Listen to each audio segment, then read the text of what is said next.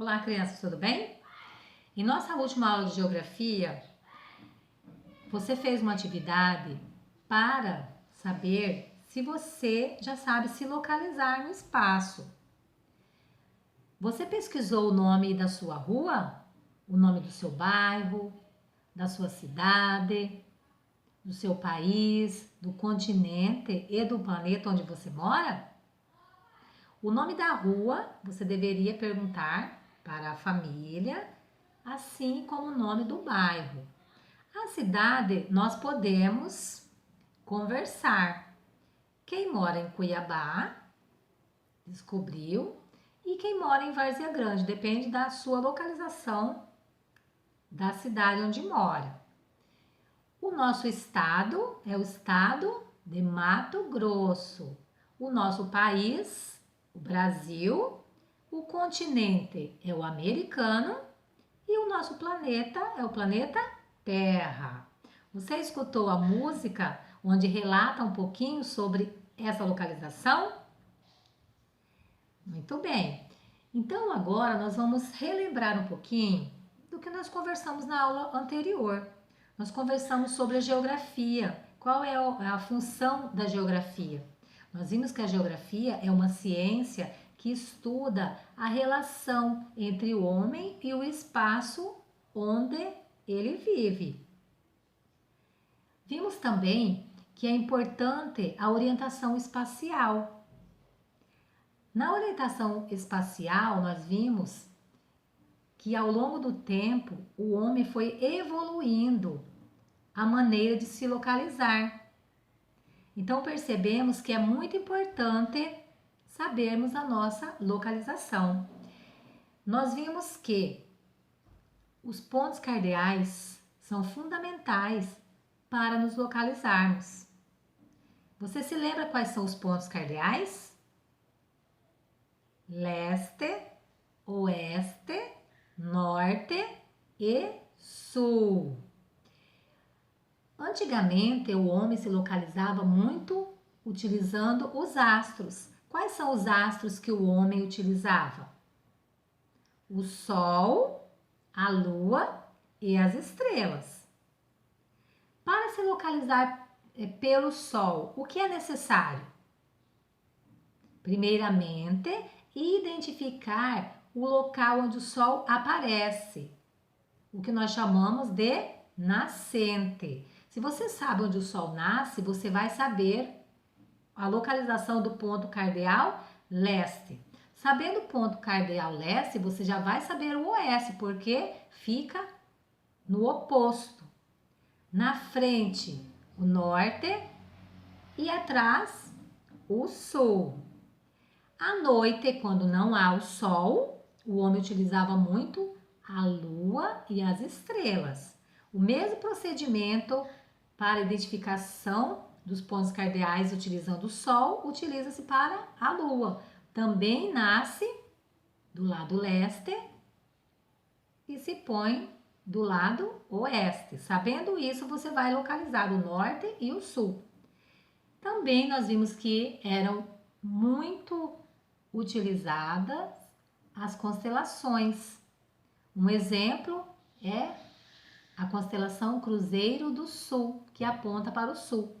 Identificando a posição de qualquer um desses pontos cardeais, logo nós saberemos a localização dos demais. Relembrando, sempre apontando o braço direito para o sol, a nascente do sol, o esquerdo para o oeste, na frente fica o norte e atrás fica o sul. Muito bem. Lembrando agora da orientação por instrumentos. Nós vimos que o homem foi evoluindo a maneira de explorar a orientação espacial. Vimos que havia um instrumento chamado astrolábio, que era utilizado para medir a distância entre a linha do horizonte e as estrelas. Vimos também a bússola, muito antiga e utilizada nas navegações e para localizar também. Na bússola nós vimos que tem uma agulha magnetizada. Essa agulha aponta para os polos da Terra, apontando para o norte. Sabendo o norte, você vai saber o sul e depois o leste e o oeste.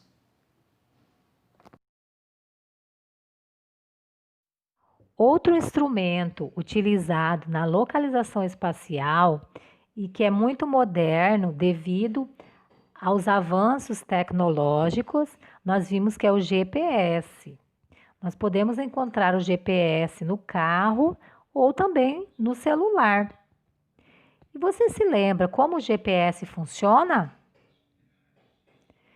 Nós vimos que os satélites que orbitam pela Terra mandam mensagens de localização para esse instrumento. E nós podemos acessar essa localização. Hoje em dia, nós vimos que é muito fácil você localizar um lugar desconhecido com o uso do GPS. Relembrando nossos estudos sobre o mapa, se alguém perguntar para você o que é um mapa, você vai saber responder? Nós vimos que os mapas são representações gráficas de um espaço real em uma superfície plana, como um papel.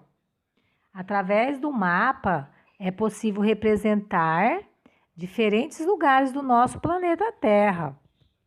Podemos representar bairro, cidade, estado, país, continente ou mapa mundi. Nós vimos que os mapas são temáticos e são elaborados de acordo com a abordagem do estudo. No mapa pode ser representado lugares. Os mapas políticos, eles contêm o nome da localização e a capital. Pode ser representado os estados e as capitais desses estados.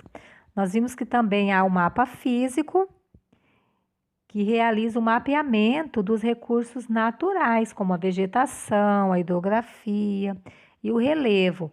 E também pode ser representado o mapa histórico.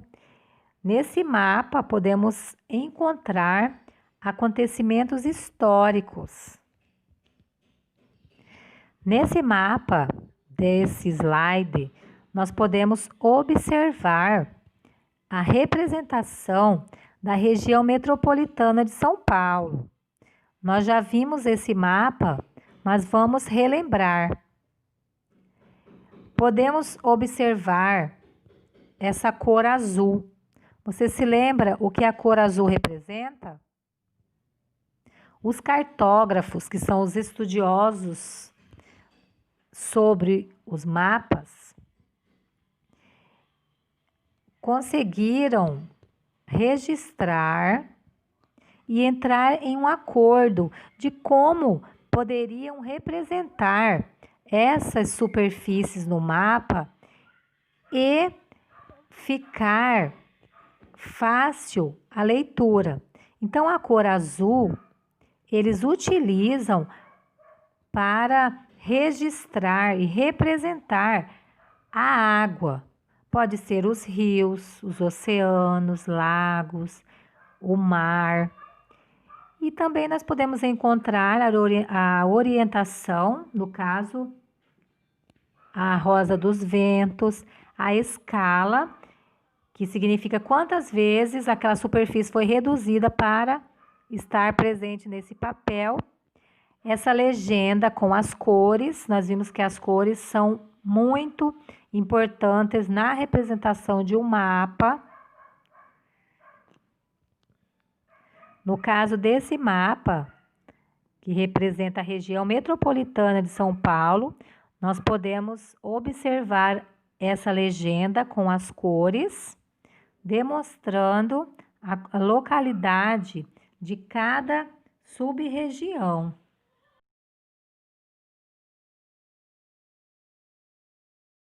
Como nós vimos, os mapas são criados para nos auxiliar na orientação espacial.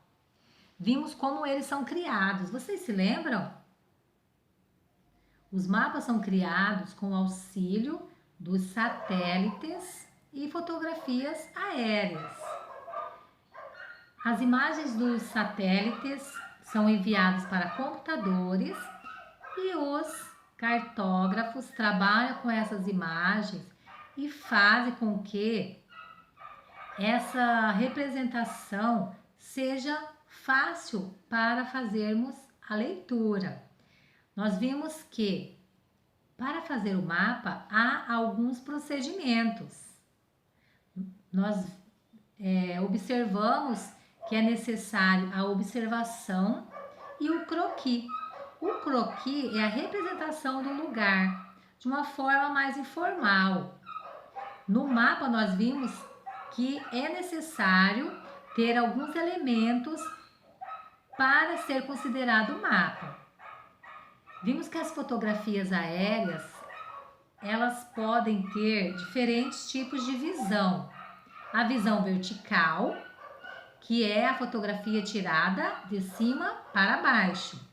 A visão oblíqua, que é tirada de cima, mas de lado. E a frontal, que é a fotografia tirada de frente para a superfície. Nós vimos que os satélites tiram essa imagem da superfície de um ângulo mais longe. Então, observando algumas imagens, nós já podemos observar e perceber se essa imagem foi retirada por satélite ou por fotografias aéreas. Vamos analisar algumas imagens e verificar se você já está conseguindo identificar o tipo de visão dessa imagem. Na primeira imagem, você acha que é uma visão vertical, oblíqua ou frontal? Visão oblíqua, ela foi tirada de cima, mas de lado. Nós podemos ver o lado de cima e também o lado dessas construções. Na próxima imagem, nós podemos observar uma foto em qual visão? Na visão frontal, ela foi tirada de frente. E na imagem de baixo, nós podemos ver parte do planeta Terra. Que tipo de visão é essa?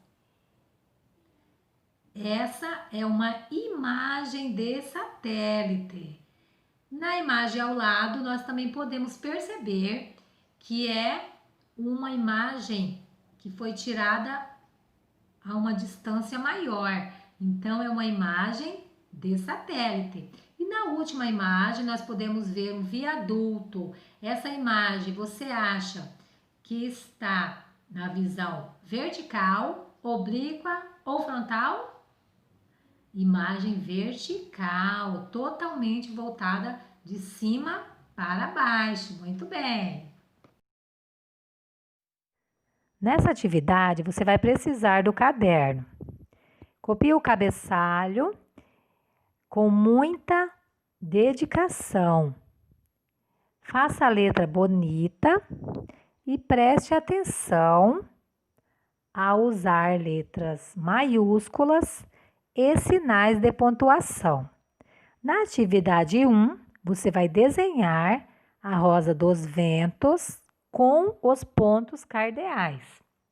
Na atividade 2, você vai ler as palavras que estão dentro do retângulo e completar as frases abaixo.